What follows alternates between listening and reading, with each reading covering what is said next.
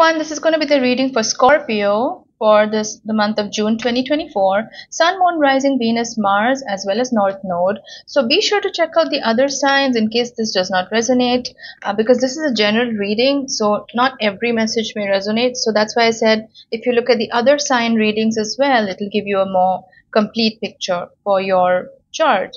Also, if you'd like to book a reading with me, you can definitely drop me a message on Facebook or email. Both the links are in the description box below, and I'll get back to you soon. I'll just draw a couple of more cards for you, Scorpio, and then we will start your reading. Okay, so I'll tell you the cards that I'm getting here. The first one is you, King of Cups. You're showing up in your own reading, Scorpio. Page of Cups is the next one. Then we have the Eight of Cups. And then we have the Eight of Swords. Quite a few eights here.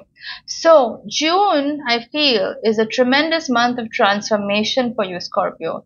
I don't know, that's just the energy that I'm getting right off the bat, because there are two eights here, and 8 is the number of transformation. It is the rulership of your own house, right? You rule the 8th house on the zodiac wheel. So the month of June is probably going to be a time of discovering yourself and transforming yourself. And you're great at doing that, Scorpio. Like, you naturally are the Phoenix rising. So you're really good in situations that require that kind of change and transformation from you. Now, the month of June may require you to really figure out what it is that you want to go after, because the new path that you're choosing may not be as rosy or as comfortable as what you've been already pursuing right now. And I say this because the Eight of Cups is showing up in this reading, and that does definitely require some kind of risk taking, but this is a risk that you're willing to take, Scorpio. Like, this is a willing investment of time towards something that, you know, it may not be as comfortable as what you're leaving behind, but it definitely is going to be far more rewarding in the future. Yes, it will be challenging. Yes, it may not be that comfortable. Like, there will be some ups and downs on this new journey ahead, but it's going to be much more, like I said, rewarding in the long term, because it's more fulfilling, basically, is what I'm saying.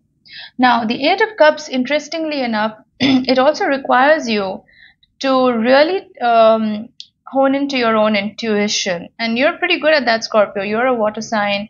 You are a very intuitive sign yourself.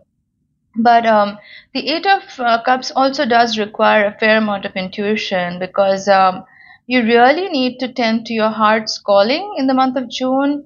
What is it that your heart really desires, and make your decision from there. Because this is not really to do with what society wants of you, or let's say what you should, quote unquote, what you should be doing, or what is quote unquote expected of you. This is about what you want to do in your life. So very, very big changes is what I'm anticipating. Even if the changes don't happen right away in the month of June, it's definitely going to start in the month of June and then kind of snowball into something bigger. Now, the Eight of Swords is also turning up in this reading. There are some things that you probably need to shed before you can embark on this journey. And by that, I mean any kind of self-limiting beliefs, any kind of limitations that you may have placed on your own self. Because the Eight of Swords is not an external limitation. It's not something that somebody else has placed upon this person. This is their own doing. Because if they were to just remove the rope that they're tied with, they would realize that they're not really trapped inside those 8 swords. They can just walk out anytime they please. So maybe this is an illusion that you have in your mind, that you are caged or trapped in some kind of situation, or you're feeling stifled in some kind of situation, or restricted, basically. But it's not really the case. It's you can walk out anytime. You always have a choice, is basically what I'm saying, Scorpio. So it's time to remove that blindfold and really see the situation for what it is. Because I get a feeling that this current situation that you're in, maybe it's a comfortable thing, like it could be a relationship, it could be a job, it could be money. You know, you can apply it to any situation. Maybe this is a very comfortable situation, and it's predictable, and that kind of feeds you a little bit, because as much as you like change, Scorpio, you are a fixed sign, so you do like a fair amount of predictability. Like, You're just like all the other fixed signs, you're not that good with constant change. You do like things to settle into a pattern after a point. And so this may be quite comfortable, but it doesn't really stimulate you. It doesn't really help you grow or challenge you in any way. It doesn't, give you that adrenaline rush that you're really looking for. Because Scorpio, you are the sign of extremes. So you do thrive in those kind of extreme situations of that require like chaos and crisis and transformation. Your co-ruler is Pluto, so your life is determined by those themes as well. So if something is too humdrum, too comfortable, it's not going to feed your fire for too long. So you are going to start looking for something that is more challenging. And maybe that's what's happening right now in the month of June. Maybe you're not really taking a decision yet, but you're definitely considering the other alternatives out there that are actually going to push you to do better. Now, that being said, you are showing up in your reading as the King of Cups. That's you. That requires a fair amount of emotional intelligence from you, Scorpio. You have that in abundance already. You can read the room pretty well. Anyway, what people are thinking or sensing. You're very good at that naturally. But I feel like this is more about your inner confidence, really, because the King of Cups has a really nice blend of emotional intelligence and also that worldly wisdom or practicality, if you will. And so I feel like this situation calls for a bit of both, where you really have to navigate the line between when to take that action, sort of when to take the plunge to go after what you want, and when to just sit back and read the room, like I said, because not all situations are going to require to take some kind of action. Some situations are going to require you to just wait and watch, right? Like just observe the situation and then take a stand. So I feel like that's going to be important, having that healthy balance between the two realms. I'm also seeing the Page of Cups now. Page of Cups is like an optimistic energy. There is something new that's coming your way. It could be a relationship. I'm getting Pisces energy. It could be a Pisces person in your life, or it could just be a new opportunity that's turning up your way. It's not very significant. Like it's not what you have in mind when it comes to like really big goals in your life. So it's not at that level, but it's certainly something. Like it's definitely quite promising. It seems good. So you could give it a chance. I wouldn't say dismiss it altogether. Now, I do want to do a clarification on this Eight of Swords. What is this limitation that, Scorpio is going through or feeling? Yeah. Five of Wands. You don't need to fight everybody all the time. And I'm also getting the Nine of Cups as a clarification. Yeah. So I feel like these are connected. Sometimes Scorpio, because you're ruled by Mars as well, you're ruled by both Mars and Pluto.